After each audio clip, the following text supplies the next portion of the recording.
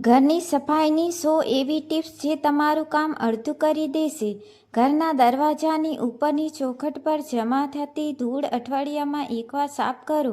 બારીઓના કાચની નીચેની નાની પટ્ટીમાં ભરાયેલી ધૂળ બ્રશથી કાઢો. બારીના સ્લાઇડિંગ ટ્રેમાં જમા થયેલી માટી પહેલાં સૂકા બ્રશથી બહાર કાઢો. દરવાજાની ચોખટના ખૂણામાં ઝાડા બને તો લાંબા ડસ્ટરથી સાફ કરો. ઘરના ખૂણામાં રાખેલા ફર્નિચરને થોડું ખસેડીને તેની પાછળની જગ્યા પણ સાફ કરો. ટેબલની નીચેની બાજુ ચોટેલી ધૂળ પણ સમયતરે લૂછી લો. કપડાં સુકાવવાની ક્લિપ્સ એક જગ્યાએ ભેગી કરીને સમયતરે ધોઈ લો. કપડાં સુકાવવાના દોરડા અથવા સ્ટેન્ડર પર જમા થયેલી ધૂળ પણ સાફ કરો. ઇસ્ત્રીના પ્લગ અને વાયર પર જમા થતી ધૂળ સૂકા કપડાથી સાફ કરો. ઇસ્ત્રીના તળિયે કાપડું ચોટેલું હોય તો ઠંડુ થયા પછી યોગ્ય રીતે સાફ કરો. સિલાઈ મશીન હોય તો તેના ખૂણામાં ભરાયેલા દોરાના ટુકડા કાઢો. સિલાઈના સામાનના બોક્સમાં પડેલા નાના દોરા અને કચરાને સમયતરે સાફ કરો. પૂજાના સામાનની પેટી ખાલી કરીને તેમાં પડેલા ફૂલના ટુકડા અને ધૂળ કાઢો. અગરબત્તી રાખવાના પાત્રની રાખ નિયમિત રીતે સાફ કરો. ઘરની ચાવી રાખવાની જગ્યા પડેલી ધૂળ અને કાગળના ટુકડા કાઢી રાખો. ટેલિવિઝનની પાછળના વાયર વચ્ચે જમા થયેલી ધૂળ નરમ બ્રશથી કાઢો. ટીવીના રિમોટની પાછળનું ઢાંકણું ખોલીને ત્યાંની ધૂળ પણ તપાસો. ઘરના નાના ટેબલની નીચે ચોટેલા રબરના પગની આસપાસની ગંદકી સાફ કરો. ખુરશીના હાથ રાખવાના ભાગને પણ નિયમિત સાફ કરો કારણ કે ત્યાં હાથના નિશાન વધુ પડે છે. સોફાના હાથ રાખવાના ભાગને સાફ કરતી વખતે તેની નીચેની ધાર પણ તપાસો. પડદાના નીચેના ભાગે ધૂળ વધારે હોય તો તેને ખાસ ધ્યાનથી સાફ કરો. બેડની બાજુમાં રાખેલા ટેબલના ડ્રોઅરની અંદરનો કચરો કાઢો. ડ્રોઅરમાં વસ્તુઓ ગોઠવતા પહેલાં તેનું તળિયું એકવાર સાફ કરો. જૂના અખબાર અને કાગળો એકઠા થતા જાય તો મહિને એકવાર છાંટણી કરો. સ્ટોરરૂમમાં વસ્તુઓ જમીન પર સીધી ન રાખીને શક્ય હોય ત્યાં સુધી ઊંચી જગ્યાએ ગોઠવો. સફાઈના સામાનને પણ એક જ જગ્યાએ ગોઠવી રાખો જેથી જરૂર પડે ત્યારે બધું સરળતાથી મળી રહે. ઝાડુના નીચેના ભાગમાં વાળ અને દોરા ફસાઈ ગયા હોય તો તેને કાઢીને પછી જ ફરી ઉપયોગ કરો. પોછો વાપર્યા પછી તેને માત્ર પાણીમાં ડૂબાડી ન રાખો. સારી રીતે ધોઈને સૂકવો. સફાઈ કરતી વખતે એક જ કપડાથી આખું ઘર સાફ ન કરો. જગ્યા પ્રમાણે અલગ કપડાં રાખો. દર અઠવાડિયે ઘરમાં એવી 5 વસ્તુઓ શોધો જે લાંબા સમયથી હાથમાં જ ન લીધી હોય અને તેને સાફ કરીને યોગ્ય જગ્યાએ મૂકો. રસોડામાં વપરાતા મસાલાના ચમચા અલગ ડબ્બામાં રાખો અને અઠવાડિયામાં એકવાર ધોઈ લો. વાસણ સુકાવવાના સ્ટેન્ડની નીચે પાણી ભરાતું હોય તો રોજ ખાલી કરીને સુકાવી દો. વાસણ રાખવાના કબાટની અંદરની પાછળની દિવાલ પર મહિનામાં એકવાર લૂછી લો.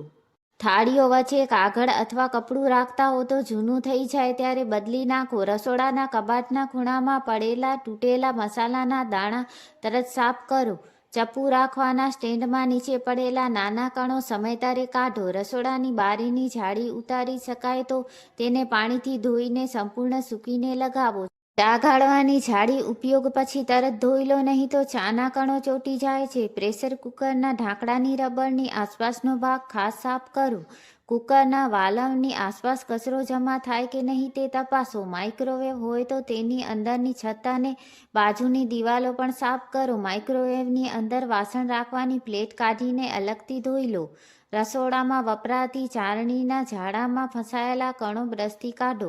આપવાની પાટલીને ઉપયોગ પછી સારી રીતે ધોઈને ઊભી રાખીને સૂકવો. રસોડાના સ્પોન્જને લાંબા સમય સુધી એક જ રાખવાને બદલે સમયતરે બદલો. પાણી ભરવાના જગનું ઢાંકણું અને તેની અંદરની જાર પણ સારી રીતે ધોઈ લો. રસોડાની દિવાલ પર ટાંગેલા ચમચાના સ્ટેન્ડની પાછળની બાજુ પણ સાફ કરો. બાથરૂમમાં સાબુ રાખવાની વાટકીમાં જમા થયેલો ચીકણો પણ નિયમિત દૂર કરો. બાથરૂમના નળની નીચેના ભાગ પણ સાફ કરો કારણ કે ત્યાં પાણીના દાગ રહી જાય છે. ટૂથબ્રશ રાખવાના કપની અંદર પાણી ભરાઈ ન રહે તેનું ધ્યાન રાખો.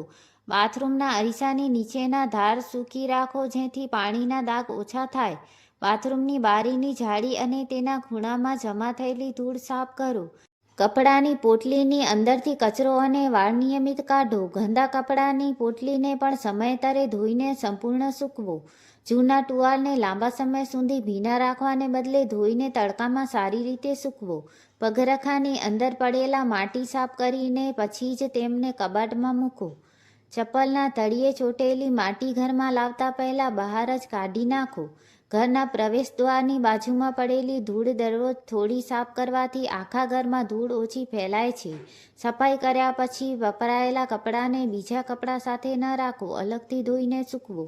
ઘરમાં સફાઈનો સામાન વધારે ભેગું ન કરો. જે વસ્તુ કામની ન રહી હોય તેને દૂર કરો, જેથી સફાઈ કરવી પણ સરળ બને. પંખાની લાઇટની આસપાસ જમા થયેલી ધૂળ પણ સાફ કરો. ટ્યુબલાઇટની ઉપરની સપાટી સૂકા કપડાથી હળવેથી સાફ કરો. દિવાલ પર લાગેલા ફોટોફ્રેમની કિનારીઓની ધૂળ કાઢો. ઘરની ઘડિયાળની પાછળનો ભાગ પણ સમયસરે સાફ કરો. દરવાજાના કબજામાં જમા થયેલી ધૂળ બ્રશથી કાઢો. દરવાજો ખોલતી વખતે જે જગ્યાએ હાથ લાગે છે ત્યાંના દાગ સાફ કરો. ફર્નિચરના પગની પાછળનો ભાગ પણ પોચો મારતી વખતે સાફ કરો. ખુરશીઓ એકબીજા પર રાખી હોય તો વચ્ચેની ધૂળ કાઢો. કાચની ટેબલ હોય તો તેની નીચેની સપાટી પર સાફ કરો. ટેબલના ડ્રોઅરની પાછળ પડેલી નાની વસ્તુઓ કાઢીને ગોઠવો. સોફાના નીચેના ભાગમાં પડેલા વાળ અને કચરો લાંબા બ્રશથી બહાર કાઢો.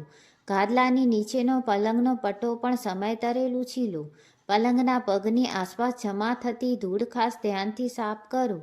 કપડાના હેંગરમાં જમા થયેલી ધૂળ કપડામાં ન જાય તે માટે હેંગર સાફ કરો. અલમારીના દરવાજાની અંદરની બાજુ પણ લૂછી લો. કપડાની અલમારીમાં બિનજરૂરી ખાલી બોક્સ ન ભેગા કરો. ડ્રેસિંગ ટેબલના સૌંદર્ય પ્રસાધનોની નીચેની સપાટી પણ સાફ કરો. કાંસકામાં ફસાયેલા વાળ કાઢીને તેને સાબુથી ધોઈ લો. વાળની ક્લિપ અને રબર રાખવાના ડબ્બામાં પડેલી ધૂળ કાઢો. ઘરના અરીસાની પાછળની બાજુમાં જમા થયેલી ધૂળ પણ સાફ કરો. જૂના ચાર્જર વાયર અને બિનઉપયોગી કેબલ અલગ કરીને ગોઠવો. ટીવીની નીચે રાખેલા ઉપકરણોની આસપાસ હવાની જગ્યા અને સફાઈ બંને રાખો. બુક શેલ્ફના પુસ્તકોની ઉપરની ધાર પરની ધૂળ પણ સાફ કરો. પુસ્તકોને ક્યારે બહાર કાઢીને શેલ્ફનો આખો ભાગ સાફ કરો. રસોડાના મસાલાના ડબ્બા એકસરખા દેખાય તે માટે લેબલ ખરાબ થઈ ગયા હોય તો બદલો. અનાજના ડબ્બામાં નવું અનાજ ભરતા પહેલાં જૂનું સંપૂર્ણ ખાલી કરો અને ડબ્બા સાફ કરો. રસોડાની નાની પોટલીઓમાં જમા થયેલા કણો બહાર કાઢીને ધોઈ લો. ગેસ પાસે રાખેલી ચીજવસ્તુઓની નીચેની જગ્યા પણ સાફ કરો. દર અઠવાડિયે એક દિવસ માત્ર છુપાયેલું ગંદકી માટે રાખો. ફર્નિચરની પાછળ, નીચે અને ખૂણામાં ખાસ સફાઈ કરો. સફાઈ પૂરી થયા પછી આખા ઘરમાં એક ચક્કર લગાવીને જુઓ. જે વસ્તુ પોતાની જગ્યાએ ન હોય તેને તરત ગોઠવી દો. રસોડાની ચીમનીની નીચેની સપાટી પર જમા થયેલી ચીકાશ નિયમિત સાફ કરો. ગેસની પાછળની દિવાલ પર તેલના છાંટા જમા ન થાય માટે રસોઈ પછી તરત લૂછી લો. ફ્રીજના દરવાજાના ખાંચામાં પડેલા નાના ખૂણા જૂના બ્રશથી કાઢો. ફ્રીજની શાકભાજીની પોટલી બહાર કાઢીને અલગથી ધોઈને સૂકવીને જ પાછી મૂકો. અનાજના ડબ્બા ખાલી કર્યા પછી અંદરનો ખૂણો પણ કપડાથી સાફ કરો. લોટના ડબ્બાની નીચે જમા થતો લોટ નિયમિત સાફ કરો, નહીં તો જીવાતો આકર્ષાઈ શકે. ચા કોફીના કપના તળિયે પડેલા દાગ માટે તરત ધોઈ લો. જૂના દાગ વધુ મુશ્કેલ હોય છે. રસોડાની ટાઇલ્સના જોડાણવાળા ભાગોમાં જમા થયેલી ગંદકી નરમ બ્રશથી સાફ કરો. પાણીના માટલાની બહારની સપાટી પણ નિયમિત સાફ કરો. પાણીના ફિલ્ટરની બહારના નળ અને ટ્રેમાં પાણી જમા ન થવા દો. કપડાની અલમારીમાં કપડાં વધુ ચુસ્ત ન ભરો. વચ્ચે હવાની જગ્યા રાખો. સૂટકેસ લાંબા સમયથી બંધ હોય તો ખોલીને અંદરનું અસ્તર અને ખૂણા સાફ કરો. હેન્ડબેગના અંદરના નાના ખિસ્સા ખાલી કરીને તેમાં જમા થયેલો કચરો કાઢો. ચશ્માના કવર અને પર્સના અંદરના ભાગની પણ સમયસરે સફાઈ કરો. બાળકોના રમકડાં જે રમકડાં વારંવાર હાથમાં આવે છે તેને અલગથી સાફ કરો. રમકડાં રાખવાના ટબના તળિયે જમા થયેલી ધૂળ પણ સાફ કરો. પલંગની બાજુમાં પડેલી નાની વસ્તુઓ માટે એક નાનું ટોપલું રાખો. ડ્રેસિંગ ટેબલના અરીસા નીચેની પાટલી પર જમા થયેલી ધૂળ દર થોડા દિવસે સાફ કરો. ઘરના ફોટો ફ્રેમની પાછળ અને ઉપરની ધાર પણ સાફ કરો. દિવાલ પર હાથના નિશાન પડતા હોય તો તેને તરત યોગ્ય ક્લીનરથી સાફ કરો. સોફાની પાછળ દિવાલને અડેલો ભાગ પણ સમયસરે તપાસો. ઘડિયાળની ઉપરની ધાર પર જમા થયેલી ધૂળ નરમ કપડાથી સાફ કરો. ઘરના ખૂણામાં પડેલા નાના ટોપલાઓ અને સ્ટોરેજ બોક્સની નીચેની બાજુ પણ સાફ કરો. સીડી હોય તો દરેક પગથિયાની બાજુની ધાર ખાસ સાફ કરો. ત્યાં ધૂળ વધારે જમા થાય છે. બાલ્કનીની રેલિંગની અંદરની બાજુ પણ નિયમિત સાફ કરો. બાલ્કનીના ખૂણામાં પાન, ધૂળ કે કચરો જમા ન થવા દો. ઘરમાં છોડ હોય તો તેના કુંડાની નીચેની થાળીનું પાણી સમયસર ખાલી કરો. છોડના પાંદડા પર ધૂળ હોય તો છોડની જાતિ પ્રમાણે યોગ્ય રીતે હળવેથી સાફ કરો.